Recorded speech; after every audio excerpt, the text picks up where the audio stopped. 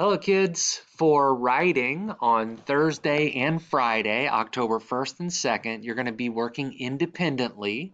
If you haven't had a chance to check out some of these fun writing prompts, they're little short videos that give you ideas for writing. I invite you to watch or rewatch those. If you're already working on a story that you want to continue working on, I invite you to continue working on those stories. Also, I loaded in to the Thursday and Friday asynchronous folder a writing invitation for you. As you know, it is now October. It's the month where we celebrate Halloween.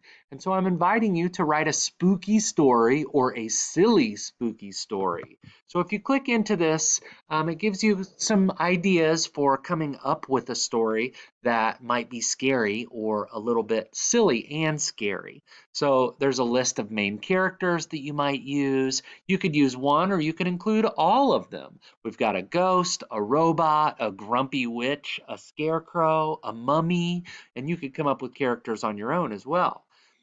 For your setting, maybe you set your story in a pumpkin patch at night, or on a haunted hayride, or in a candy factory, or a cottage in the woods, or maybe even a spaceship. Or if you're really feeling creative, maybe you can work all of these settings into your story. And for every story has a story problem. So I came up with some ideas for a story problem that you might be interested in using. Maybe a spell was cast on your main character, or they're being chased by a zombie or many zombies, or maybe they took a bite out of a magic apple, or maybe bats are taking over the town and your main character has to figure out what to do, or maybe they were bit by a radioactive spider.